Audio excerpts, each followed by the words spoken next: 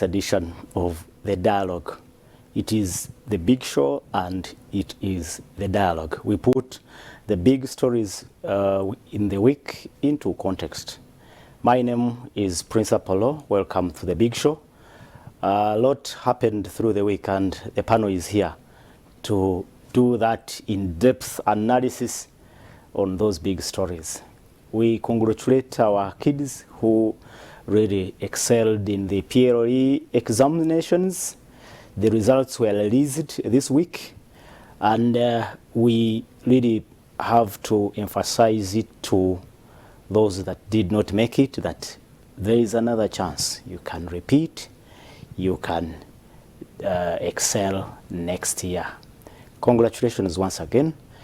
The day and the week was also, we were also commemorating the 38th anniversary for the NRM victory, and the national events were in Jinja City. We will also be looking at the 38 years of NRM in power. What does it mean and what do we expect after 30 years, 38 solid years in power? Those will be the key issues for discussion this morning, but we cannot, of course, not make comments on the ruling by the International Court of Justice in Hague in a case against Israel, and the dissenting position Justice Judy Sebutinde took in that particular decision. But let me introduce to you Dr. Jared Wanzara, the man from Namisindwa. Welcome to the big show once again. Thank you very much, Apollo. Good morning, our viewers. Again, we are happy to interact with you today. It's always a pleasure. We thank God who has kept us alive. And of course, on a cool Saturday morning with some rains, it's a blessing. Wow. And of course, I bring you special greetings from the United Republic of Chirinya. We are there. We are surviving. How is Chirinya? Chirinya is good. You know why I say it's a United Republic? Sometimes we come to Kampala, you hear people are running up and down here, being chased by police. For us, we are okay there. No problem. These days, you emphasize that Republic of Chirinya, and I'm not so sure if Honorable Ibrahim Semujunganda is safe. Well, I believe he's playing his cards well. I will not be shocked to see him join NUP and becoming a flag bearer. So probably will be safe. Yeah. Okay. Welcome to the show. And Richard Baguma is a communication expert. He's dressed in white, and there is a label. The color of peace. Sisanu, Civil Society Alliance for Nutrition Uganda. Welcome to the big show. Thank you very much, Apollo. All glory goes to the Almighty. Amen. Keeping us here, keeping us alive and healthy. Thank you very much, our viewers, for staying with us and being loyal. We don't take that for granted. Good morning to my colleagues and everyone. The Honorable Semuju that you have just referred to is a friend who is careful not to present himself as a friend to me. I don't know why, but he's a friend. And he has played his card very well. You must interrogate the reasons behind that desire to disassociate himself from you. And he's already a minister under Bobby Wine's appointment. So in charge of finance and absolutely. So if there is anything, if appointments are anything to go by, then we know who the principal is. So I want to warn Dr. Wanzara that it might be not easy. A mountainous. He better goes back to Namisindwa. Yes, yes. Of course, I'm looking forward to a good show. Yesterday I was adorned in yellow. Wow. Yeah. Today I said, okay, it's over. Welcome back from Jinja. I was in Jinja in spirit. Oh. Okay. I did not have allowances to go to Jinja. I was not based there. Well, it is always a pleasure to have you on the show, Richard and Dr. Gerard. But we hope to be joined by Patrick Katabazi. Patrick Katabazi is a lawyer and an economist, and hope he will give us those, expert opinions on the legality of and the impact of the ruling at the International Court of Justice in Hague. Well, before we kick off the show, quickly let's run through the big stories of the week. And NRM and G77 were concluded without any major incident.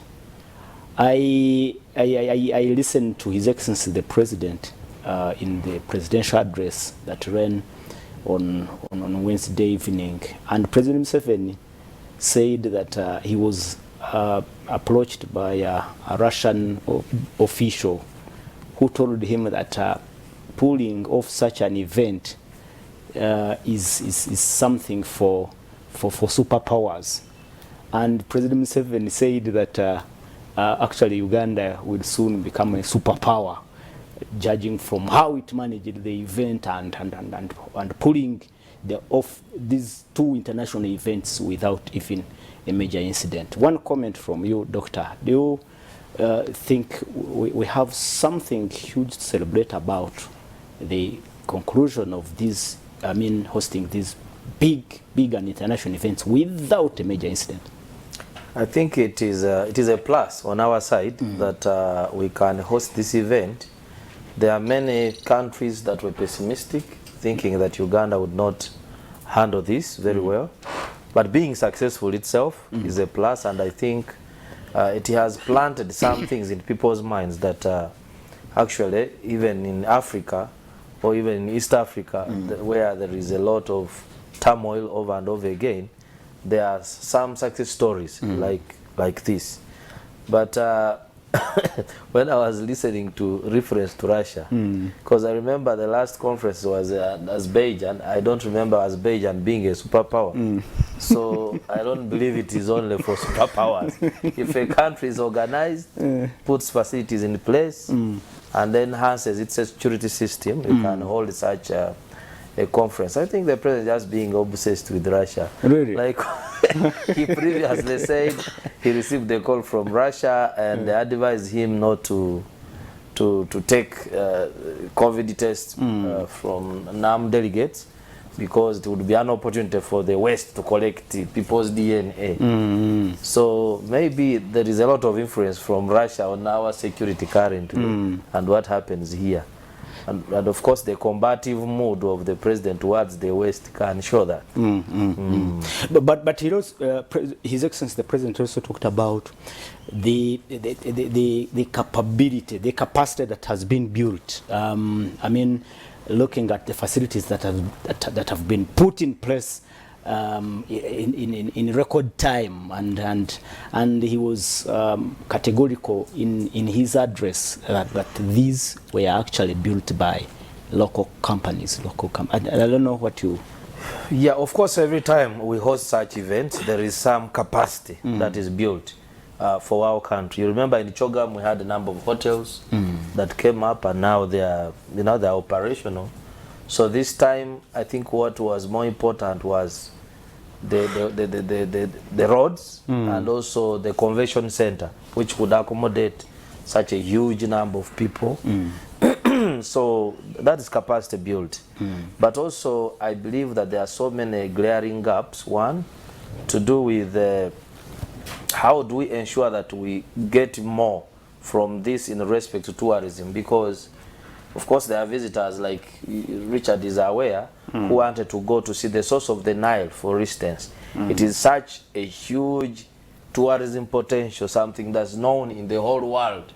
Actually, when you go out there, people want to go and see, where is the source of the Nile, this longest river here? But we did not think about that, and when some visitors wanted to go, Of course, we were even almost fearing to take them there because I want to see that some potholes somewhere and things like that. We had focused more on this, the expressway and where we thought the conference was going to take place. And also to reap more from communication. I don't believe there was a robust communication strategy. Giving money to UBC alone and having Minister of ICT and the people coming to talk on UBC is not enough. But an early engagement with international media as a precursor to the event is very critical. That you deliberately, deal with CNN, deal with others, and this is now where Rwanda is actually lately beating us. Recently I was shocked when a Saudi Arabian who was asking me about coffee along the way changed and said, but I hear there's very good coffee in Rwanda. So I wondered, Uganda produces much more coffee than Rwanda. But why do people think that the little coffee produced by Rwanda is more than ours and of good quality? So we need to improve on engagement, communication. Well, Richard, from pulling off these international events, can we really say Uganda is at the verge of attaining superpower status? The Akatari Kabe is what I remembered. I remembered Akatari Kabe, and when I heard the statement, I did like.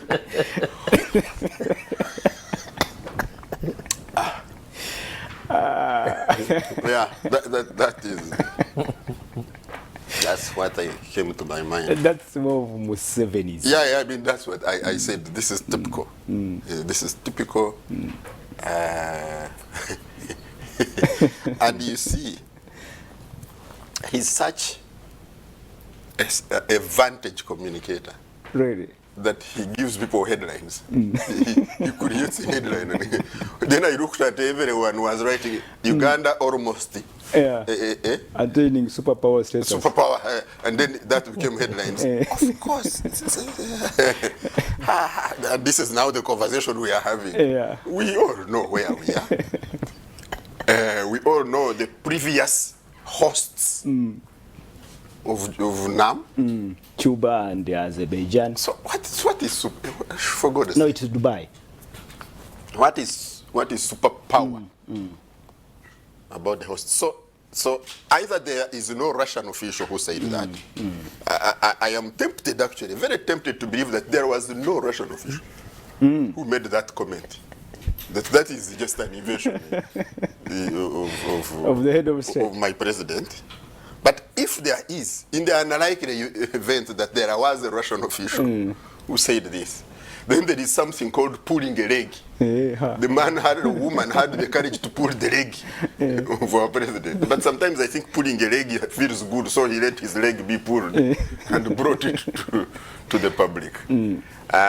So really, you don't find you don't take pride in your country pulling off these two big and international events. No, I'm on record. If I was looking again at the program, last Saturday's program. I'm on record to express my pride. Yeah. Yes, I am on record about that. That this one we did without any noticeable or headline grabbing. And I shared the sentiment of Dr. Weri that even when provocations happened, the security forces behaved in a manner not to give away our success. So really, that for me is good. The second thing is that despite our sluggishness, traditional sluggishness, we were able to pull off some infrastructure, standards that we can say, thumbs up. So yes. And Dr. Weri has talked about the other side. But superpower is what I was talking about. I don't want my understanding of superpower to be misconstrued as lack of pride. It is a lie. Okay. That's so I should be proud to accept a lie. No, I'm not going to take So, that. so it's an exaggeration It's a lie. on the side of. It's a lie. It's just simply a lie. The characteristics of a superpower nation. When you have 90 trillion in debt, when your budget is 50 trillion, and 90 is the, I mean, what So superpower? do you agree with Honorable Wanzala that possibly the president could be obsessed with the Russians and Yeah, I'm saying there is it is likely that there was no Russian official who said that. So there is no obsession. Which obsession? Well, that's it, and well, we pulled it off, and it's a plus, and no major incident. Congratulations to Uganda. We really made it. Well, we are again in the news and on social media for, can I say, for the long reasons. Justice Julie Sebutinde dissenting in that preliminary ruling by the International Court of Justice. Let me start with you, Dr. Gerard, again. What do you make of this situation we find our country in at this point in time, before even we go into the effect and the impact of this ruling? Well, I have not exhaustively read the ruling, but I read a bit of it. And for me, what stood out is that Judge Sebutinde, of course, resonated with all the 6 grounds that South Africa had presented. And of course, some people tried. She dissented. Some people tried. From all others on all 6. Yes, but I saw the others, for example, the Israeli judge, agreeing on 2, okay, and then disagreeing with the others. But of course, within her own wisdom and the judgment she has given, me, I've seen her in the court cases, for instance, of Sierra Leone, of Charles Taylor, where she has stood her ground, given her own observations, and at the end of the day, she doesn't care, give a damn on what people say, but maybe the disagreement is with other people is looking at it as more of a political issue, okay, than a judicial issue.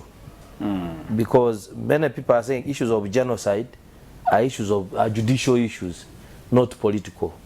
So if you say, well, you know that historically this is a political issue, and then you largely ignore the judicial part of it. But of course, the reasoning that because there's no yet proof of genocide committed, but the objective is to prevent what is likely to happen. For me, I think that it would be better to leave it, to give the trial to continue up to the end. That's when we can have a better analysis. Yeah, but the public cannot wait. We have seen celebrations in South Africa. President Cyril Ramaphosa and his ANC party officials were celebrating, and then we see this backlash that the position of our own Julie Sebutinde attracted. You cannot stop the opinions to flow in any way. Richard, what do you make of not the court ruling, but the backlash, and especially after Uganda's permanent representative at the UN, Ambassador Adonia Ayebale, coming out to state that Julie Sebutinde's position is not the position of Uganda on the same matter? I think, for example, there is a case now in the Ugandan courts, and it's supposed to be sub judice, don't talk about it. But it's the alleged murder of More Katanga, of her husband, Henry Katanga. And it has been decided in the media. Yeah. Yeah. If you look at the trend of the media, the leaks, you know, how can everything be leaked? So I would shudder to have a court anywhere, particularly like the ICJ, whose decisions therefore are based on social media sentiment. I would really shudder that you have a court and its decisions are based on social media sentiment. But the decisions are not. I mean, the sentiments come after the decision. Absolutely. The court. That's the point I'm making. And imagine the social media brigade is supposed to be there, because you know the social media brigade is expert on every minute subject. If you talked about the minutest nerves of the brain, the social media brigade will come out, and they are experts on that. So I think that that there are people who will jump on that and move with it. Let them do that. I think we need to have the court do its work. We need to allow judges to take their decisions and explain their stand. The judges don't really have to be populist, but also, I even as my brother, I must declare a conflict of interest. Yeah, my brother, we don't share DNA, but he's my brother. Starting off as kids, and from a parentage. But I think, with all due respect, Justice 17 is not a diplomatic or country representative in any way of Uganda. Yeah. So, Justice 17 days judicial decisions cannot therefore be based on Uganda's political sentiment or the leadership, the sentiment of the politicians in Uganda. And so for me, judges' dissent, it's one of the things. They don't have to, doesn't have to be a chorus. And we need to, in my view, study her reasoning, look at it within the realm of the law, and therefore discuss it in that way. But why you asked me about the social media brigade, what's supposed to be popular sentiment, I think I would really shudder that judicial decisions are then taken because of social media sentiment. I think that would be a disaster for us. I'm trying to look out for her conclusion. I mean, the conclusion in her brief, and she writes, "For all the above reasons, I do not believe that the provisional measures indicated by the court in this order are warranted, and have accordingly voted against them.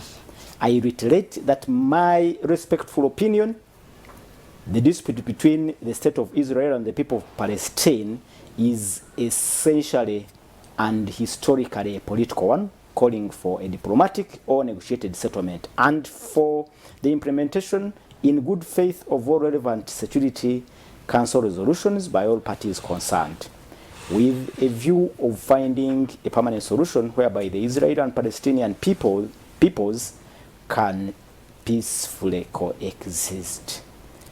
And finally, from you, Richard, I read somewhere, and somebody was asking how Justice Judy 17, they would not even vote for a measure to have humanitarian aid reach the people in the conflict zones in Gaza.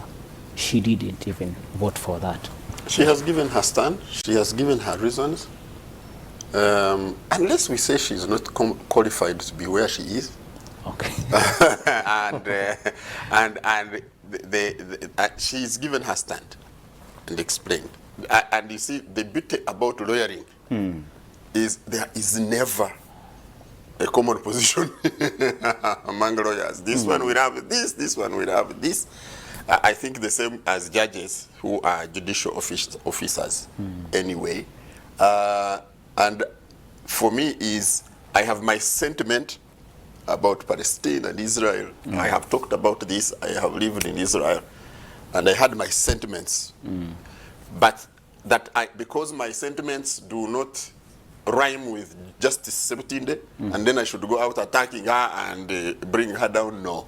Then on that one, for me, I'm not there. Good. Thank you so much, viewers. And it is my pleasure to introduce to you Patrick Katabazi Chichoncho. And Patrick is a lawyer and an economist. Patrick, I'm pleased to have you on the show this morning. And the pleasure is mine. Good morning to the team. Good morning. Quickly, Patrick, can you speak or give your opinion about this ruling by the International Court of Justice against Israel? When it's a preliminary ruling, a major a major ruling may come later, though they are saying it may come in years. But at least the South Africa and the people who think something is not right in the conflict between Gaza and the Palestinians are celebrating. I don't know what is from my perspective, and I want to associate myself with the comments made by my colleague who just left the microphone, that in courts of law, judges are not required to give their opinions or judgment based on public opinion.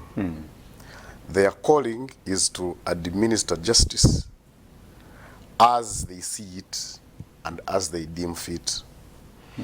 And even when you get what you think or call a very unfair decision, you still stand up in court and say, much obliged, my lord, and you move on. You can appeal in case there's a possibility of appeal, or you can simply go and count your losses. Yet the other party can celebrate on and on and on. So for me, it's irregular and uncalled for to actually criticize somebody for the decision that they have made. Luckily, in the judicial system anywhere in the world, including this particular one of ICJ, is that a judge is required to give reasons to support their position. And for me, I think that is satisfactory. As to whether the reasoning given is rational or not, I think that does not extend to the mandate of a judge. And on this particular one, I think her reasoning, I think, in my own view, by the way, were smart. Wow. Because if you are calling these ones intermediate measures, and you're saying Israel must take steps to prevent genocide. And if I want to peep into her head, then you are actually creating a presumption that actually Israel is already committing acts of genocide, even when the question before you is about whether does not require you to make a finding regarding that. So where do they base to speculate, or where do they base to come to a conclusion or position that Israel must take measures to prevent genocide? Yet, as she rightly says, it is an international state obligation for any country to take necessary steps to prevent genocide where it is reported, where acts of this nature are reported, or where there is suspicion that certain acts might generate into cases of genocide. And for me to say, for her to conclude by saying that, look here, these are already state obligations. Unless we have made a finding to suggest that they have failed in that, then you cannot highlight it as an intermediate measure. Yet you have not made a finding to fault them that actually they have failed in that. What is happening could be possibly pointing to that, but that certainly might, in my view, might not have been a matter that was before court. It's possibly a matter that was before a community, or that could have played on the psychology, in my view, of the judges. And also the other thing of saying, okay, look here, we are putting forth an order to allow to Israel to facilitate humanitarian And she votes against that yes, also. absolutely. Because the issue is there evidence before this panel of judges to indicate that this country has systematically, through its organs, as an official policy of that state, to prevent humanitarian assistance coming into that region. Who else would really block humanitarian? No, I mean, it is not it is not the judges to actually say it should be there. Yes. And the question of the day is that where do they base to suggest that actually this humanitarian assistance is not there? Yeah, and actually she also rightly says that in her understanding, this is not something that the court can enforce, but which states through the UN mechanism, through various resolutions can actually ensure that it happens. And I've been trying to follow up this story. It has not occurred to me. Well, there could be difficulties in any war. Of course, humanitarian assistance in any war is a very difficult thing, but I have seen quite often. Yeah, but it is a right. Yes, it is a right, but the circumstances of the war are totally different. But I have seen Red Cross Society coming in, other humanitarian organizations also coming in amidst difficulties of the war.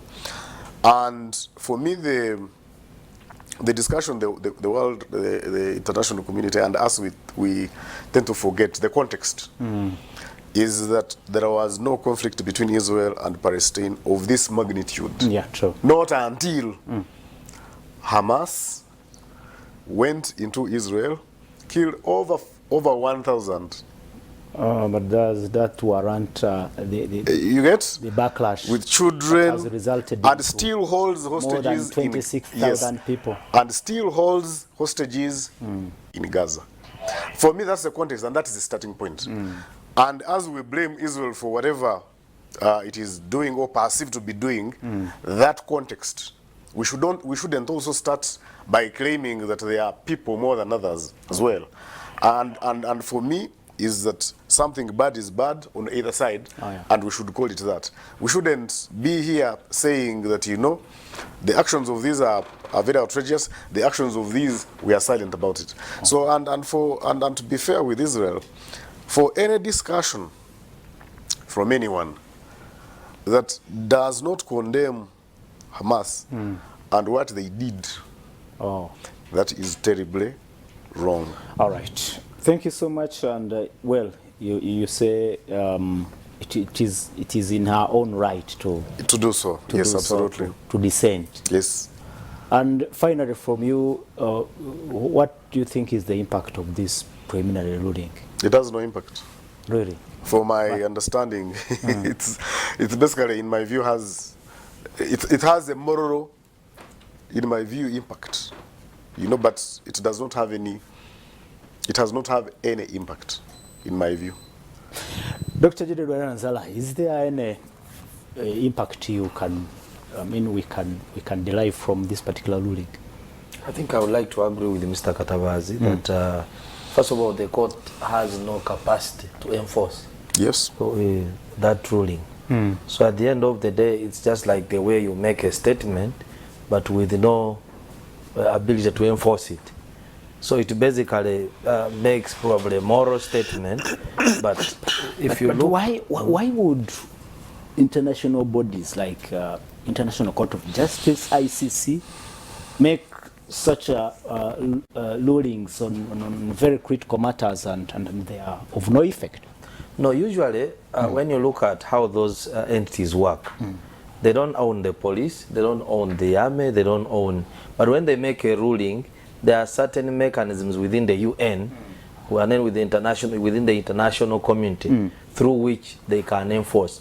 Take the case of Uganda, DRC versus Uganda in the same court. We lost the case there. And we are obliged to pay. Yeah, we are obliged to pay, but you know why?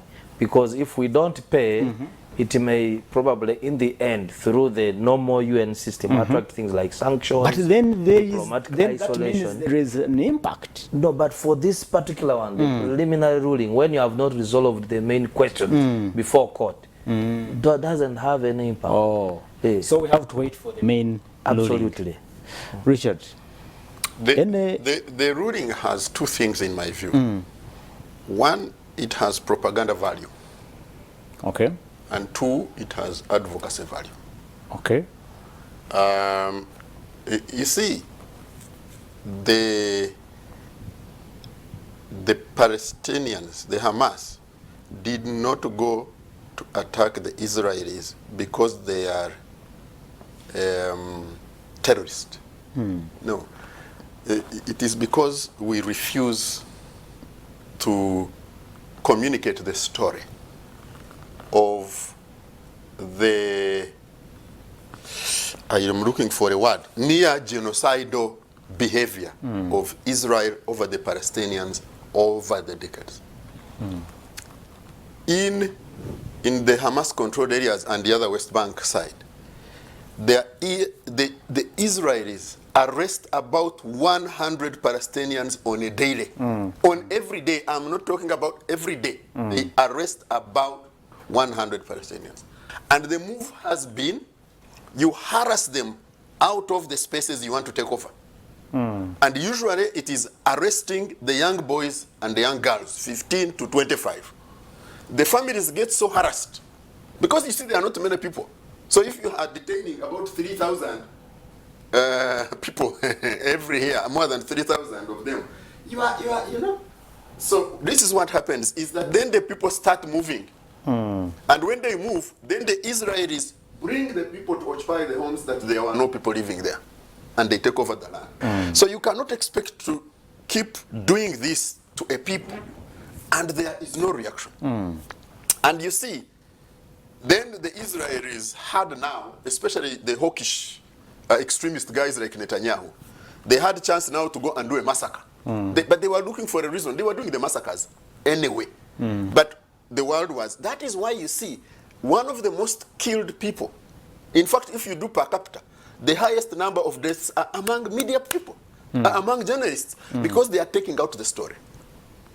Yes. So this is what has happened. And these are the things we don't discuss. And then we go to Justice 17.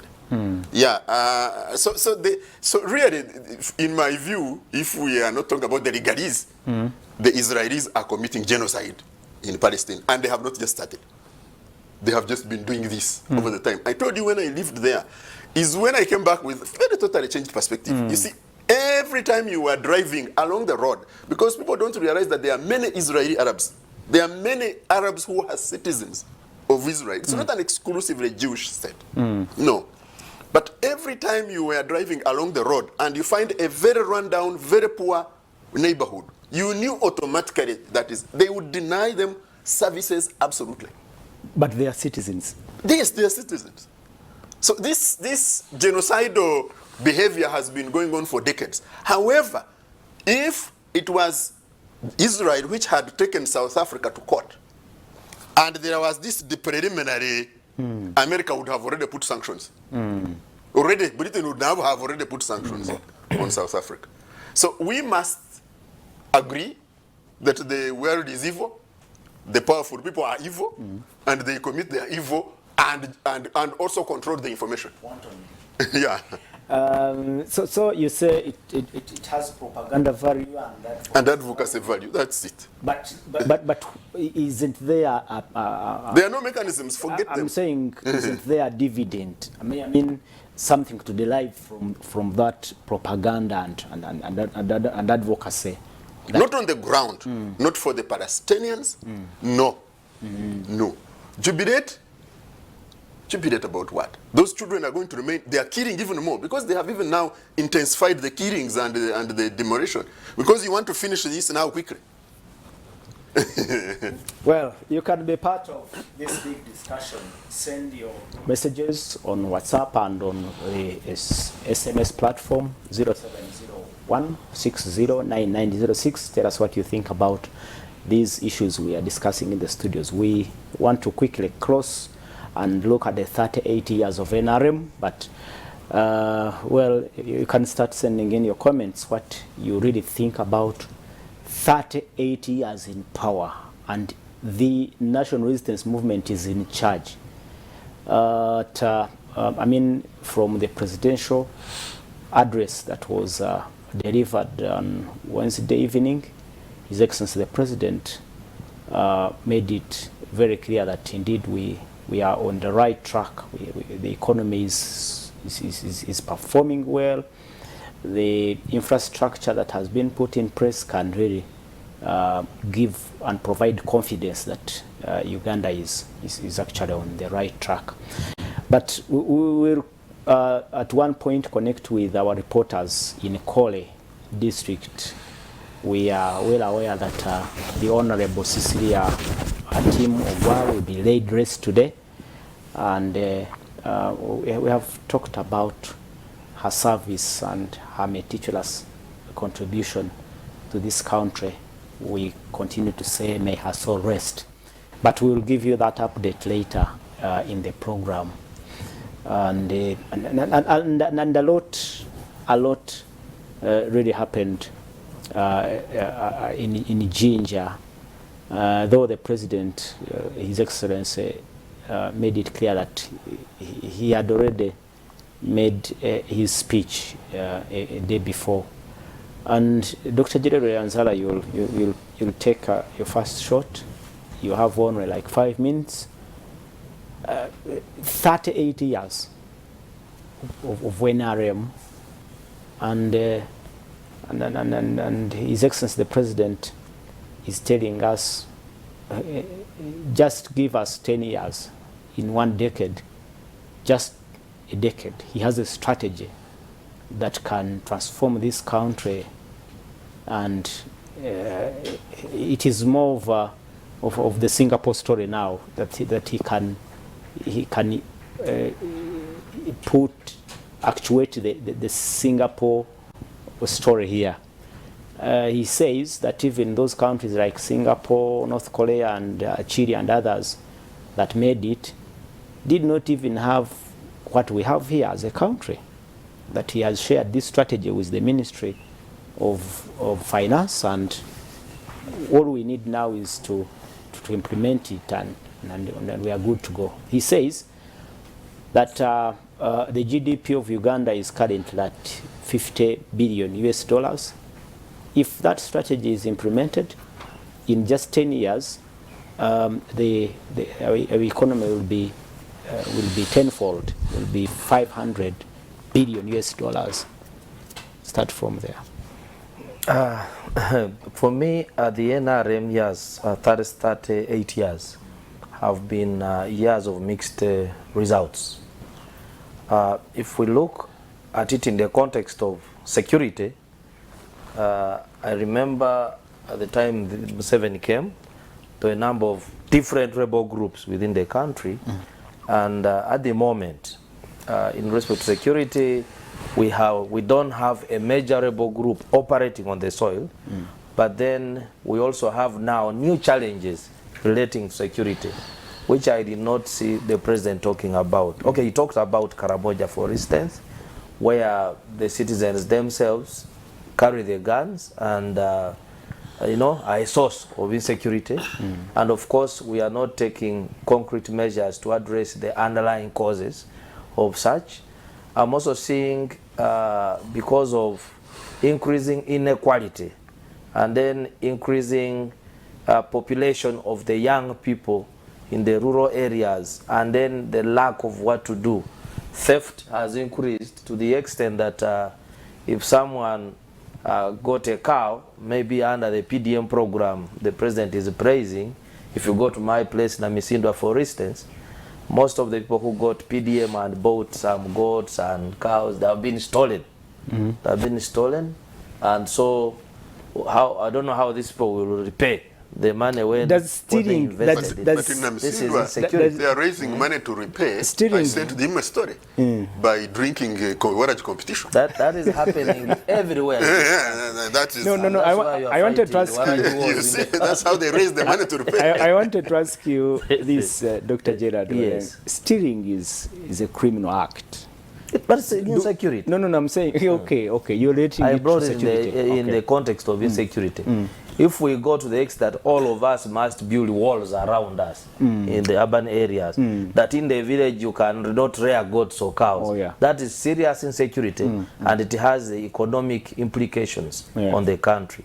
Because if you rear something today and it is stolen, because the government has a responsibility to protect people and their properties. So I can look at security in that context. I also look at security in the context that, well, through the Pan-African ideology within NRM, the president has fought so many wars on the continent. But maybe sometimes I think that we have invested a lot out there, and we have not invested so much in a sustainable peace. We are also balkanizing the country. We have created districts based on small dialects. And so this is not good for nation building, especially in a government that talks about regional and African integration. But in your own country, you are creating kings and everywhere, and therefore you are promoting more of ethnic identity. And then you are saying the politics of identity is not good. So in that respect, we need to discuss security further, not to be proud that everything is okay. And then two, I'll look at the NRM in respect to education. At the time the NRM came to power, the public schools were doing so well. We saw that a student who came from Nabumali, St. Peter's College Tororo, Majas High School, Chitovu, Sasa Malbeka, like to call it, the grades were always, even distributed. They were good in this country, in these regions. Now today, we have, if you look at the UPE results of that were released this week, you see that there's a serious mix. Districts around the central and western Uganda seem to do very well, and this is where people have ditched public schools and probably decided to invest in private, taking children to private schools, while the areas that entirely depend on UPA schools, the results are very poor. These are some things we need to address. Of course, the UPA was good to ensure access to education, to increase enrollment, and it has done something that many Ugandans can read and write. But now how do we translate this into quality that even if someone dropped out of UEPE can be very useful to the community? And also, I see where we have ignored the vocational training institutions. I'm aware of people who used to finish senior 4, senior P7 and do a junior certificate, go to ordinary certificate in a vocational school, and end up with diplomas and degrees in the ministry working. Today, we think that these technical schools are for failures, that you have performed badly, maybe let me take you to the technical school.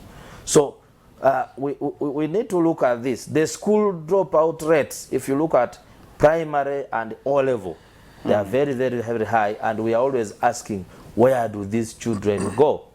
Some of the districts are performing so poorly that you really see inequality in education. And of course, inequality in education results into economic inequality at a certain... yesterday I was making fun on social media. I saw results from my district. I had 28% of children who sat PLOE got result U. So I was asking, what is the result U? Then I saw also result X, quite a big percentage. So meaning that if you add those who got X from Namisindwa and result U, then you find that only about 50% of PLOE children were able to pass, which is very, very, very poor. So I think we need to move away from the rhetoric of saying, yes, children go free at school, parents don't pay anything, and then we are paying 5,000 shillings per child. Okay. 5,000 shillings, these are 5 chapatis. Can they educate a child in a school? These are 5 chapatis. If you want me to quantify them, or for people who take a beer, I think it's 1 beer. Can 1 beer educate a child in a school? So if It's amazing, and then it's amazing how you compare yes, because I should use capitation grant it- funds to. This is pocket money to the head teachers. When they receive it, they put it in the pocket, and you'll find them in the town buying meat, because it really has very little effect on school running and real study. Okay, I think we can start from there, and you talk about capitation grant, and I think even his And by the way, I'm not saying that we need to put, because government may be constrained with the resources.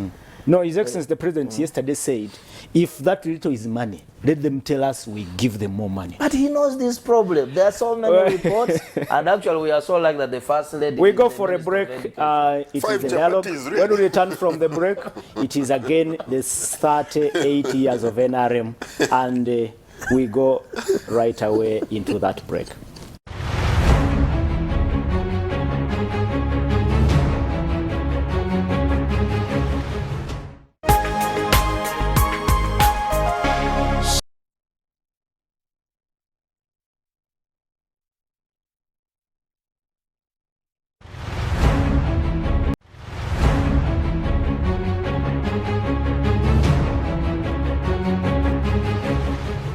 To do, and how it has even been spent. Welcome from the break. This is the big show, and it is the dialogue. My name is Prince Apollo. You can be part of this discussion. Send your comments and observations on 0701 609906. Tell us what you think about the 38 years of NRM in power, and relating to the presidential address that was delivered on Wednesday evening, in which the president provided confidence that Uganda is on track, the economy is stable and growing, and of course, talking about security, he said that leave alone for these few cases of ADF, but Uganda has built capacity to act upon all issues of insecurity within its boundaries and even outside the boundaries, and all these other issues he talked about. He talked about job creation, that government programs have created jobs here and there. Emyoga, PDM have created jobs, and even in payee, the payee register shows that indeed the Ugandans employed in the formal registry, the numbers are increasing, and all.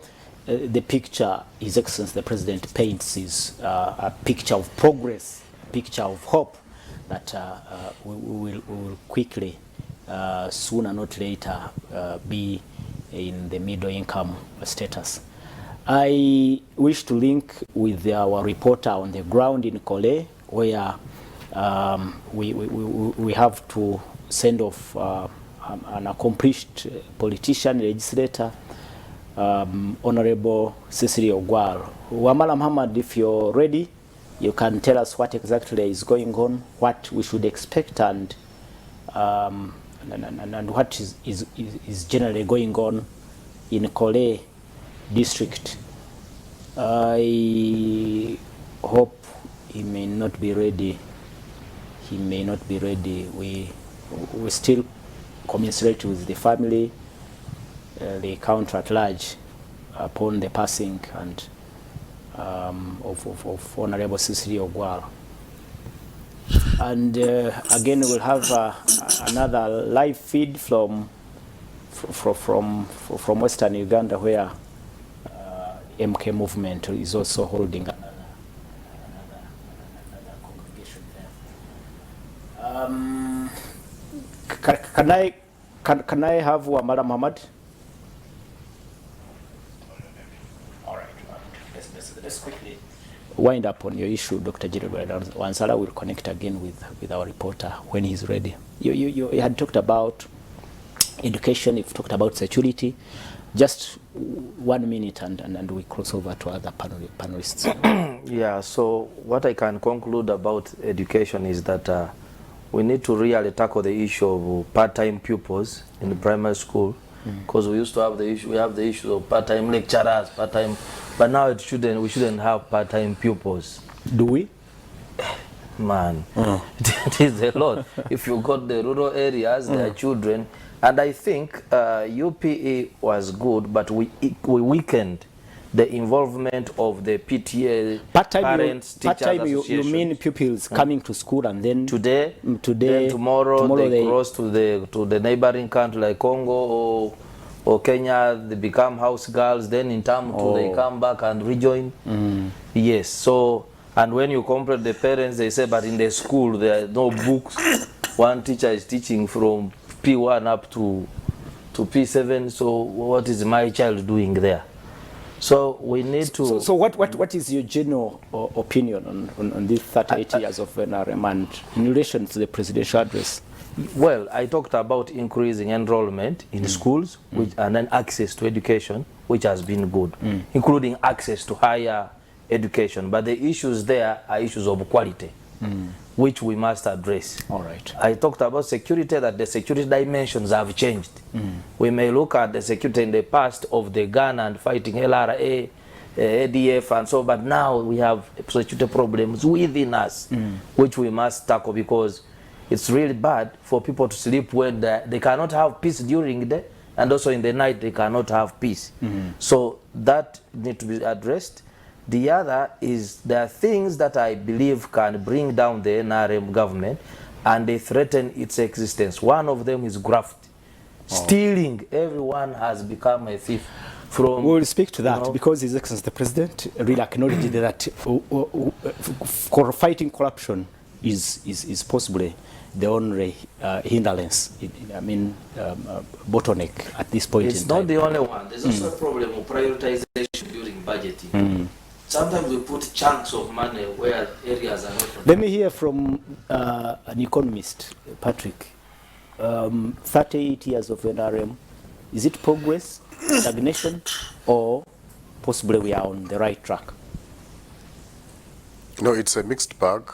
Like one of our colleagues has said, in my own perspective, it is tremendous progress with a lot of opportunities exploited, but again, in some cases, with some opportunities missed. And my analysis relates to the history that we have experienced before NRM came to power. What was it like? We were having insecurity, which is a very key economic component. We are having runaway inflation for those who were there. Sadly, I was very young. I was 6 years old then. So I cannot say that I have first-hand experience. But rather that from what I read and from what people say, the economic situation at that time was there. We did not have soap. We did not have sugar in most of the shops. You have people indulging in illegal trade, in magendo, and others. You had an economic crisis generally that was before us. So fast forward, NRM comes in 38 years ago. Yeah, 30 years ago. And we begin to see the country waking up. And over the last so many years, we have had stable inflation rate, which is really a key economic fundamental pillar. Then we have also stable interest rates. We've had inflation into single digits for a considerably long period of time.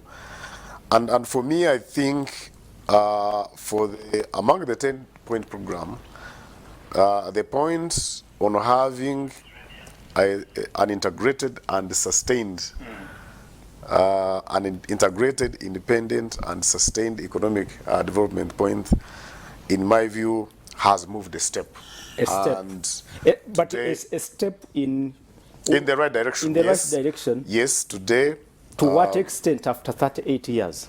To the extent that you have the key economic fundamentals in a stable status. Exchange rate, okay. Interest rates, okay. Inflation, okay. GDP is growing. At a basic level, I think you would say that has been stable. Oh. But the other issue could be, is it what we could have achieved? It could have been better. It could have been more that could have been achieved.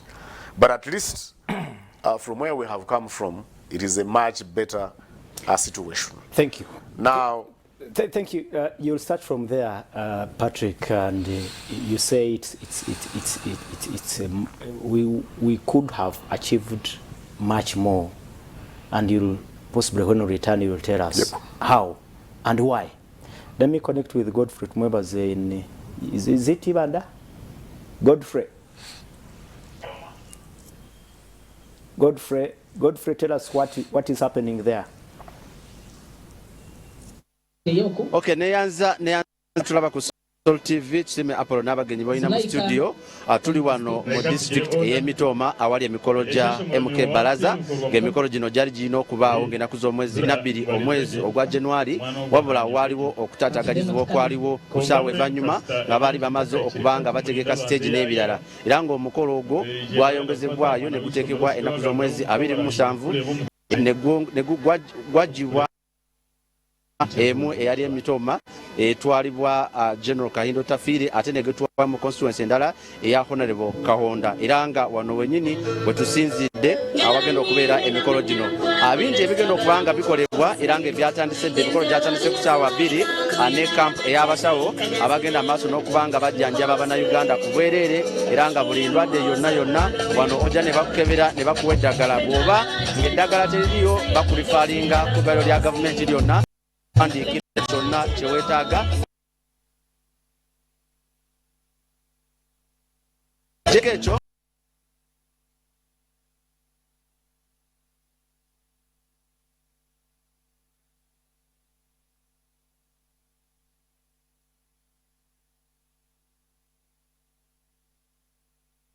ku Kabira police n'okubanga abagenda maaso n'okubanga bali wano bonna abalindiride abagenyi abakulu ng'omu ku mugenyi omukulu agenda kubeera Deputy Speaker wa Parliament Thomas Tayebwa ne ku mulundi guno era agenda kubanga yegatibwako Retired General Kale Kayihura. Ensonga egenda okubanga ebaleese bagenda kubanga bakiikiridde General Muhoozi Kainerugaba era nga bagenda kubanga bannyonnyola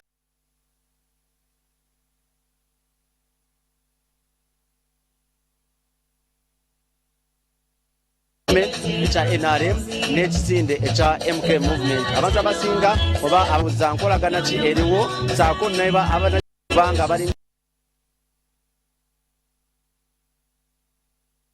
bagamba nti tuleeta General Muhoozi wabula okugera ku bagamba nti tewaliiwo kulwanaganako n'okuliwo bo kye balina kuba nti baleeta standby generator. Singa His Excellency Yoweri Kaguta Museveni agamba nti agenda kubanga akomawo 2026 bonna abawagizi ba MK Movement bagenda kubanga banoonyeza oba beegatta ku His Excellency okubanga boogerako ku lw'abannamagye General Kale Kayihura retired yagenda okubanga ayogera nga bo okusaidi yaabwe. Ensonga eno bagiraba batya era bagikudde kuliko Honorable Michael Mawanda, kuliko Honorable David Kanda n'abala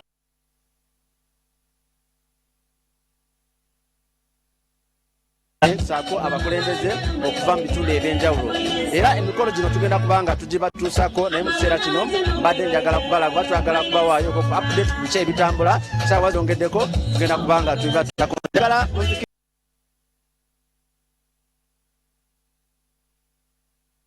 naffe nga tugenda mu maaso n'okubanga tubanoonyeza ebyo bye butasobola okulaba n'okubaleetera biki ebigenda okubanga bibeera wano. Kanzire mu studio ewatu.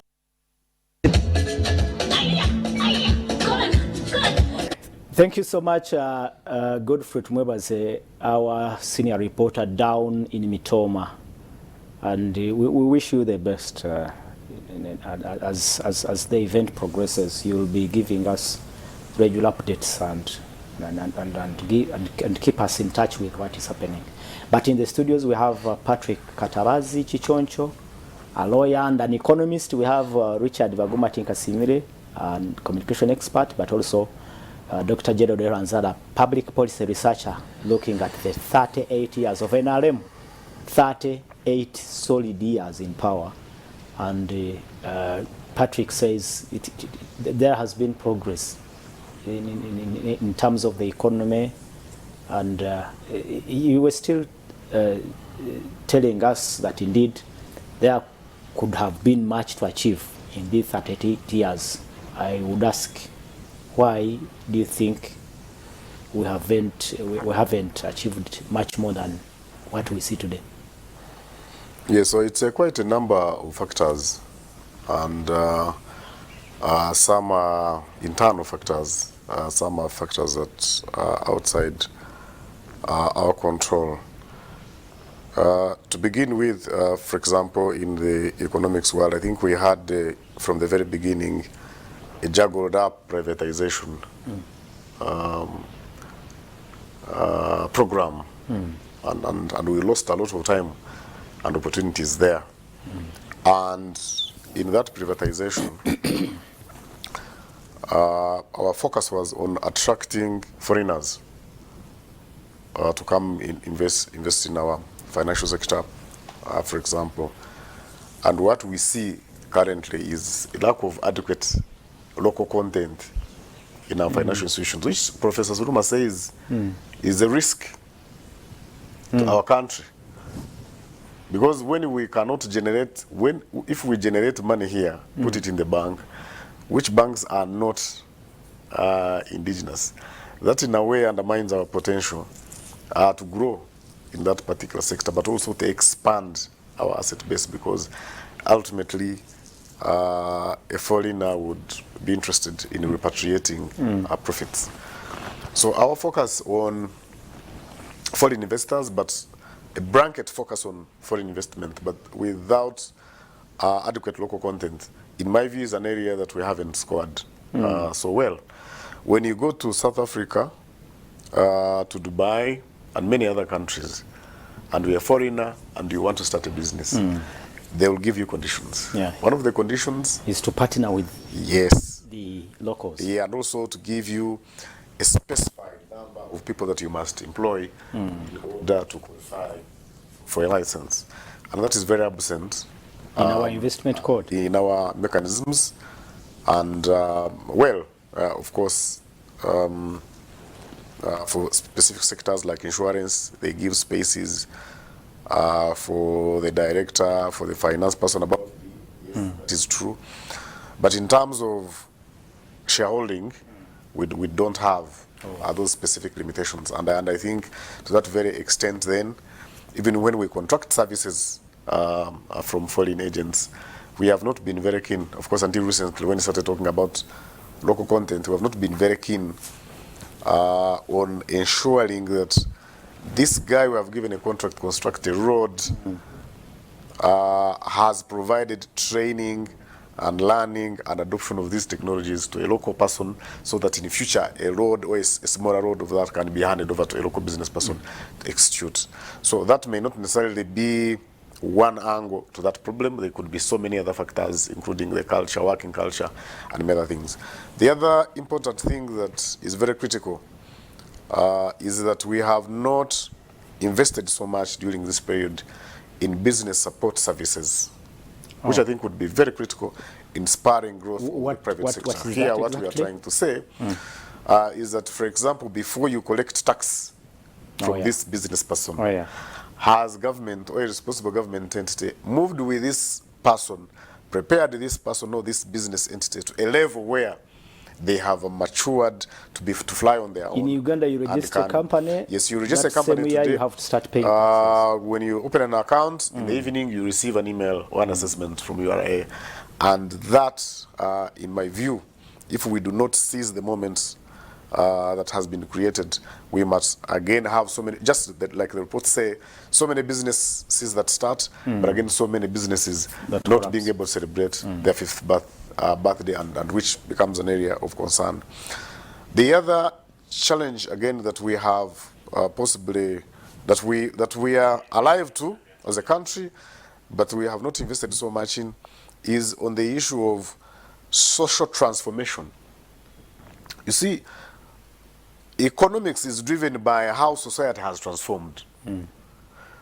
So the education bit that we are talking about is very critical to this question. It is social. It transforms society in terms of like education, in terms of improving our skill set, in terms of mindset change, and in terms of transfer of knowledge. So if our investment in education, like the president was saying the other day, is minimal and cannot guarantee results, or has not been reformed enough to be oriented to the current market needs, then it does not support economic growth.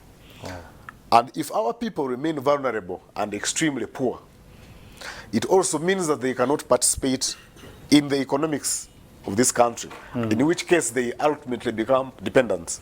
And I see we've now opened up to the parish development model to address that, the youth rivalry programs, and many other scattered programs, which I think are also scattered all over the place, not properly focused to deal with that problem. And that's why you actually see that our poverty numbers, which was so bad before NRM came to power, in 40s and 50s, but now we are now at 20%. We think we shouldn't be at that. We should have actually gone below that. So once we do not have social stability, we cannot guarantee economic and political stability. And the issue of social cohesion becomes very, very important. And that's what I want to agree. The issue of insecurity coming up. And my analysis points to loosening of what one would have called effective social cohesion that we have. Because if you build a very beautiful house, you surround yourself with a wall fence, 1,000 families around you are extremely poor. You simply hiding the head, possibly doing a neck and ostrich act, putting the head in the sand, claiming that you're hiding, yet your body is basically exposed outside. And as long as we cannot address the inequality gap that we have not invested in that in the people. We have not invested in the people. We have invested in the roads to the extent possible. We have also tried to do a lot of investment in physical infrastructure. And indeed, by the way, for me, like in education sector, the primary schools that we went to were mud and water in many cases. And now we've started seeing some of them being permanent or having a block or two, from which I call it progress. Yes, I see progress. But the bigger picture should be on, yes, we are putting so much money on the roads, yes. Let us also have a corresponding budget to invest in the human capital development, to increase the value of a human being, to make a human being more resilient. That means that you have made strategic investment in education, you have reformed education, you have also made very good strategic investments in health sector, so that you have a people with good health who can participate actively in development or in production, and they are extremely productive. Then you also have people who can be able to do something, people who can be able to make a contribution. I think that's possibly an area that we need to put a lot of emphasis on. But again, like I said, to answer your question, in my own lenses and in my own view, if I look at my community, if I look at where we have come from and where we are, I think there is progress. You see progress. But at some point, I think our progress is slower. Than it should have been. I will come back to you to ask you about the dream of President Museveni to replicate what happened in Singapore and all those Asian tigers here in Uganda. If we have laid ground and foundation for that to happen, like he anticipates in just 1 decade. Richard, I think because of time we may not enumerate all the successes and failures, but from your general point of view, is what has been achieved really commensurate with the 38 solid years under NRM? First of all, you know, I am usually careful not to NRM but NRA. You know, because for me, It is the NRA that shot itself Into power. into power, Mm. and it is the NRA that has been maintaining power. Oh. Yeah. So this is that is. Is there a distinct difference? I mean, I have said here before, and between I, the and two, I say again, NRA and that NRM. for me the M is a mirage. it's a mirage. In Waringa. Yeah. I told you, I have said it before, that for me, when we were growing up, we would run away from Waringa. So for me, So it is NRA in it's charge. the NRA. Okay. You can give it any other names.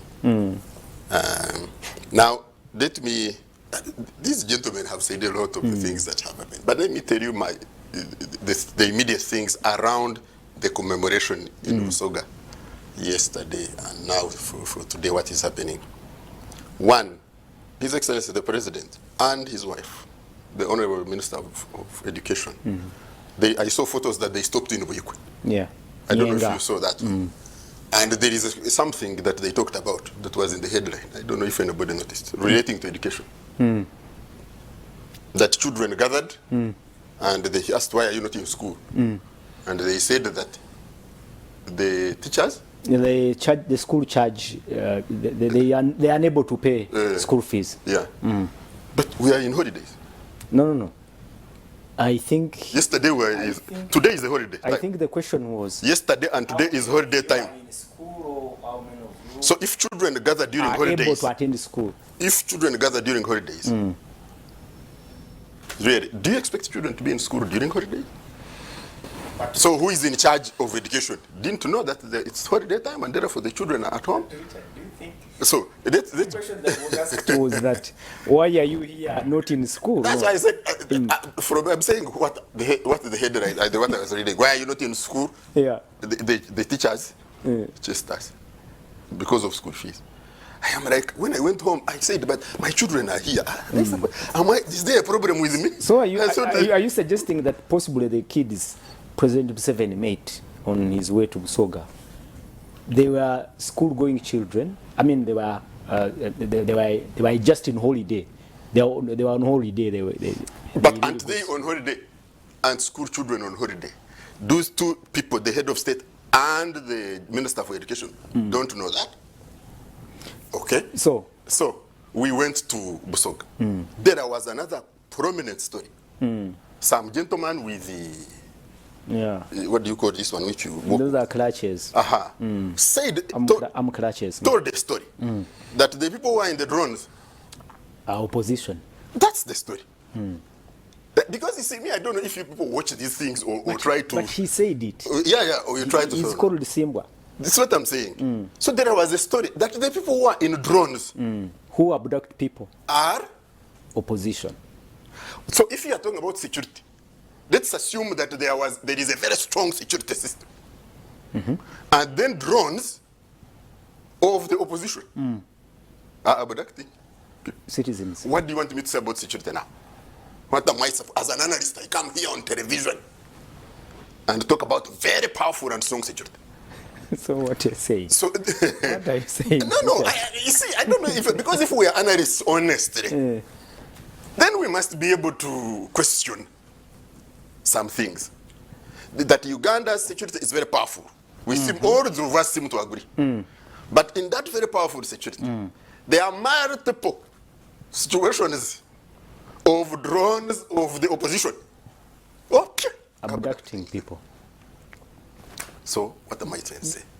Let me tell you, the single most important question of the NRA for 35 years is the looting of public resources. Oh. And let me tell you, there was another incident at the 38th that was talked about. We have an issue of a coffee consortium and some 38 billion shillings. That for me is the story. And you see, me, I don't really detach myself completely from the 38 years. I have been here. So that is another reflection. I'm picking Apollo. I am not talking about I am telling you the things that are happening currently right now. And I'm picking from those. And I am saying if we are analysts, we need to shine a torch, because those things are the representation of ourselves during our You're saying if security is really robust improved as it is said, and the opposition are busy abducting citizens, then there must be something wrong. Absolutely. Are We you- must put a question to that. You're suggesting, are you saying, I am saying that we are being very shallow and very surface in our analysis. We are not shining a spotlight on the real issues that are impacting us. And these ones, if we keep not shining a torch on these and ones, what did you say about looting? it is the most important 38-year question. And I've given you a current example of 38 billion shillings for the coffee consortium.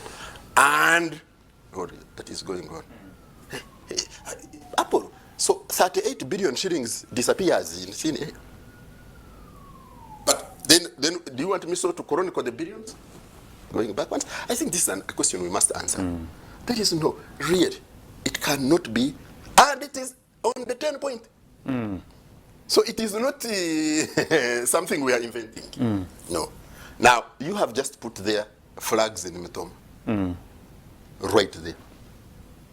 That's another question that has been cut in, the NRA must answer.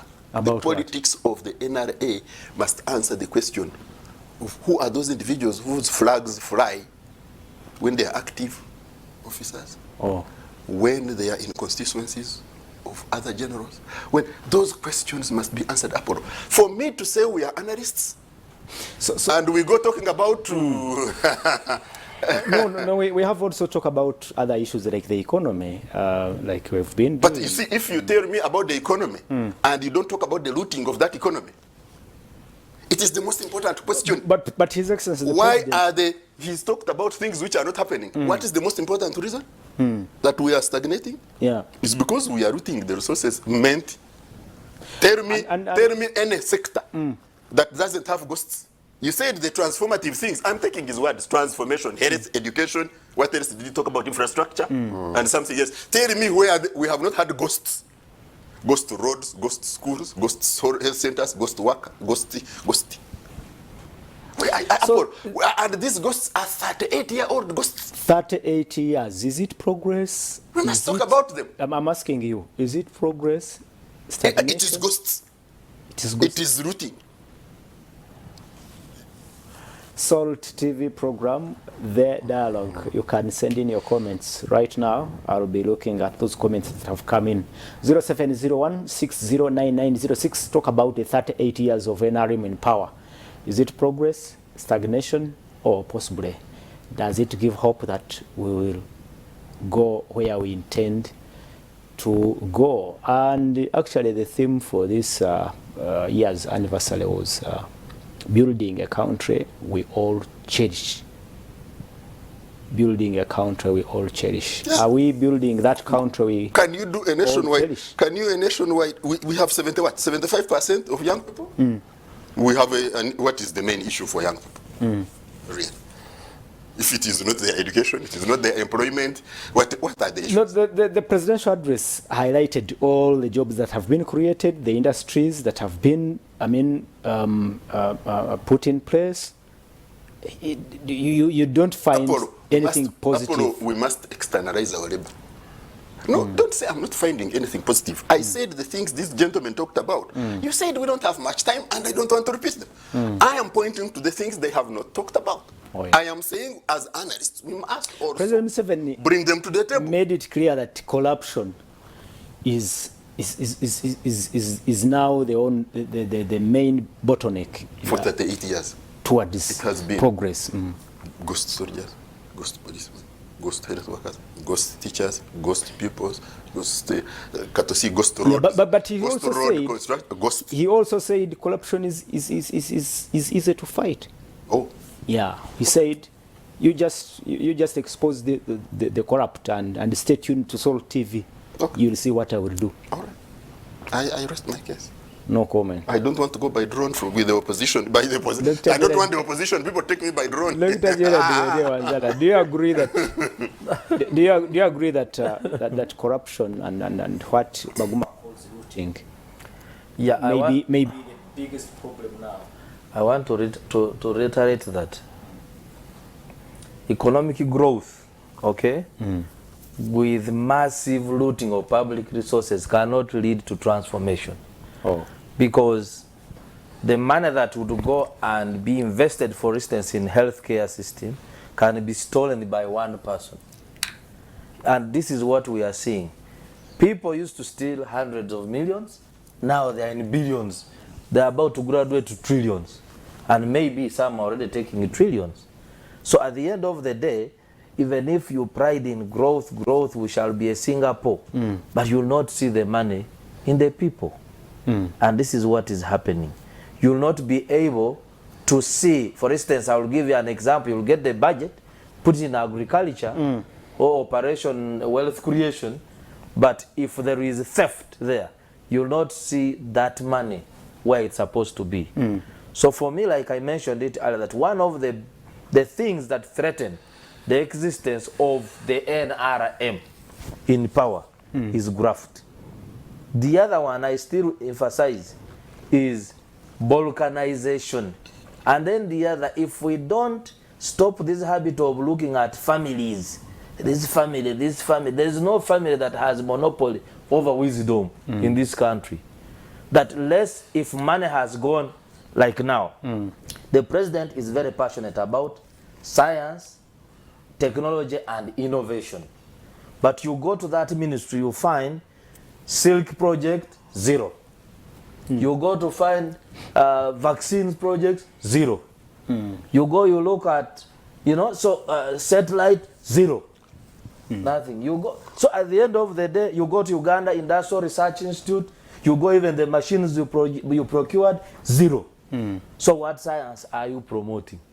Okay. All is because of graft.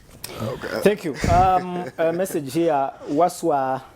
Waswa Nabeno in Tololo says, thank you so much for the program. I agree with Patrick. The social structure in our country has broken down, and it is important in building, as he says, as building block for development. I don't know if that is what exactly you say. Yes, that's what I was saying. Is that who are these characters in our social cohesion matrix? You're talking about children. What are our children like? 30% of our children are stunted. No amount of investment in primary education of these kinds of children can get them realize the return on investment in education. You're talking about high number of people who are disabled. You're talking about men and women who are out of employment or who would potentially be very resourceful in employment.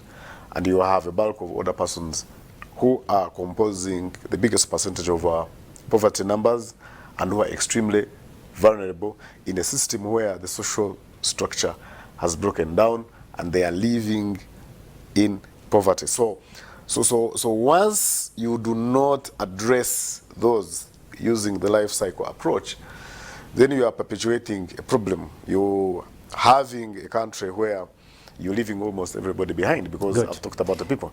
I also had a comment. Let me read this one before you come in. Thanks for the program. You people talk about agriculture. 1 kilogram of maize is at 500 here in Chegegwa district, yet 1 kilogram of sugar is 6,000. Government think about local farmers, otherwise people are dying of stress. I am Aine Isaac, not to be workers. Watching you live from Chegegwa district. Thank you so much. He's talking about so we still have a prices. You see, we talk about commodities being exactly high. So we talk about production. What people do. So if you come up and say house of avocado, or come and say tea, coffee, do you know what our people will do? They will rush and produce as much as possible. What will be the result? No market.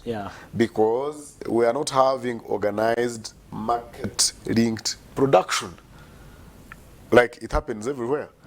In other countries, you find somebody, before they engage into this massive production of a particular item, they already have a contract. They have where to take it. They are supplying a supermarket, they are supplying a hotel. And they actually do that to meet the targets set by that particular market. So this whole craze of producing anything that people say has money has its own limitations. If we are not going into, yes, markets, but we're also not addressing the issues of quality and market standards. So that's where we need, beyond telling people to produce, this is where we need to go, so that at the end of the day, we can produce something that can be able to access the market, but also fetch a fair price. Thank you. Hold it. Let me read out these messages before we proceed. Ismail from Namasuba, thanks for the show. I thank Mr. Baguma for his vast information and intelligence. There you are. Thank you very much. I appreciate. Praise be to God. Robert Seka in Bunga, he says, what the guest speaker talked about on taxation of new small-scale shop business is so inconsiderate. You have a shop of 3 million capital, and you have to pay KCCA license 26,000. In your income tax 200,000. Too much for real. That's why our business is really close at it. He says, exactly. Thank you so much. So that's a very significant concern.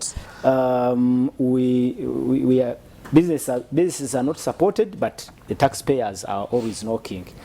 And somebody here again says, where is it? The message is here. I saw a message. I want you to respond to the dream that President Museveni has of replicating the Singapore story here. But let me read this one out. He says, Apollo Webale, NRM, mubikadde, ebyatwalwana, ebyo byakoma, era ebyabalwanya babifuna. Kati ke kaseera batunulire ebiruma bannayuganda nze John omutunzi w'amata eruzira. He says that those stories of the war and the struggle. Actually, I wanted to ask you, Patrick, you were giving us a background, but all the things talked about, the structured adjustment program issues of 1990s, those all happened far back, and I think we have had time to reposition ourselves and move forward. Do we still need much more time to at least see something come up and in those minutes respond to the dream of the president? No, it is very important to recast our history in all our discussions that we're having, because that informs us where we're coming from, where we're at, and where we're supposed to go. And in line with creating the Singapore 10 years to time, we need to look at the fundamentals in Singapore, the way they were at that time, and what we have in Uganda. Before we do that, it becomes very difficult to gauge whether in 10 years... Do you see those fundamentals available here? If, for example, our oil, as we project, comes through, we will have a very fair shot. If we don't, the debt that we have acquired and the money, because look at it, we are having 52 trillion budget, and we can only generate 29 trillion in terms of repayment. Yes, and you have you have a scheduled debt of about 9 trillion in what we call refinancing. And you have interest payments that you are going to make in trillions of shillings. And so in essence, you're going to have a scenario where you're even going to borrow to pay the debt. So in case something miraculous like the oil we're talking about does not come in, then that dream might take so long. But also wanted to make a comment about corruption. Make it in just 1 minute. We've talked about graft, we talked about corruption. But I think we've also made progress in line with reforms that we have undertaken in public finance management practices. Previously, you would have entities that would have 1,000 bank accounts, and accounting officers would sign checks and withdraw money the way they want. What we have now is that you have a single treasury account where all monies that are coming from government are paid through that account that goes to an account of an individual. And it has become, the fight against corruption has become easier because now it is possible to locate that these funds actually went with to this the person's e-governance. Yes. Yes. So previously that was difficult, and to that extent, for me, I think what needs to be done to cure the graft bit is budgeting for corruption. Because some of these monies actually that come through are well budgeted for, plans are made, they appear legitimate, and money goes out sometimes without noticing. Okay. So that would be an area. Another area would be how do we do e-procurement? Because now once the loose was the nuts were tightened on how to access money through the accounts, now people budget and plan through contracts and something like that. That would be another area that people would have to look at. But I wanted to say that if you compare with what was happening before and what was happening now, something has been done. It is easy. If one is keen, if money has been stolen, it is easy to point out to who and which The question bank account. is, if we understand who has stolen our money, Yes. what do we do? So our work is How now we much. respond? Our work is now much easier, and now that is to support our law enforcement agencies and corruption agencies Thank to you. make sure that they actually become more effective and more efficient Thank you. regarding that, because at least their work is simpler than it was. Thank you. many years Hello, Soul TV. This is Walakira Hussein from Kamocha. Thanks for the program. I think it's time we stop blaming His Excellency Museveni and start doing what we are supposed to do. Please advise him on how to stop corruption, and also those ones given jobs should do what they are appointed to do. Thank you so much. That's a very important observation. Just 1 minute, because we are closing, Richard. For me, I The ask president for life. said, I ask for life. he said, stay tuned. I ask God for life. That on this day, 10 years later, you bring me back here with my brother. And we talk about corruption. As long as the governance is still the same. I pray for life. You have these recordings, I always tell you, let's keep them. 10 years ago from now, I come back with my brother here. I have been around a little longer. I was around, did a small participation in the NRA, very tiny, but through family connections and things. It's at 8 years down the road. You are not inside? I am only hoping, I'm not, but I'm still been around to observe. I am only hoping, that's the reality, that 10 years You from don't now, have hope that no, I anything didn't say that. in the life I of want corruption 10 years from will now change. to bring me back with my brother, the economist and lawyer. I'm sure he will be having a little bit more gray hair than me. And we shall discuss this question of corruption as long as the governors are still the same. Is that your final shot? Absolutely. Okay. Because the opposition drone may come for me, I really don't want to have trouble by drone. Good enough that the opposition drone. Your parting shot, Doctor. Mine is to His Excellency the President. He has been here, 2026 is on to make 40 years, and probably I will see him swearing in again in 2026 to make it 45. That is if nature does not act negatively on him. I think it's a long time. Your Excellency, you have the time to try to reform our governance. If you don't, all the energies you have invested will go to waste. Wow. Is it possible the Singapore story to be replicated here? Just one comment.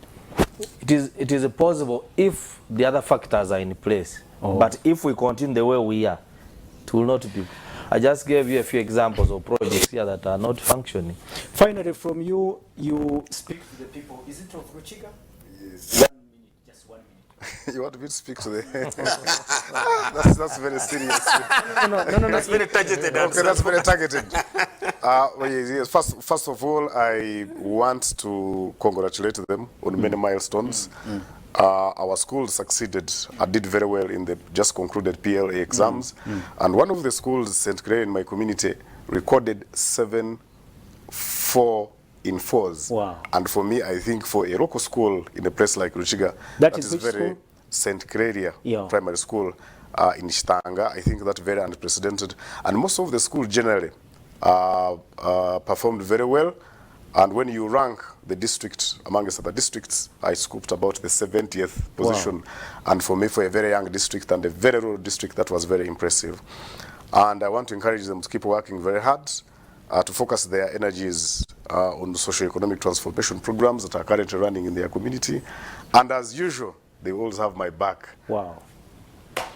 Well, he is Patrick Katabazi Chichoncho, a lawyer and an economist. Thank you so much for being part of this morning discussion. Pleasure. I think we shall also be asking for time, Mr. Thank you so I've much. targeted the Thank you messages. so much, Richard. No. And Doctor, thank you so much. Told off by. They could stop receiving. Thank you so much for your time. Thank you so much for coming, Doctor. Thank you so much, our viewers, and thank you so much for those comments and observations. Let's catch up next Saturday, same time, The Big Show, The Dialogue. Until then, good afternoon and God bless you, Uganda.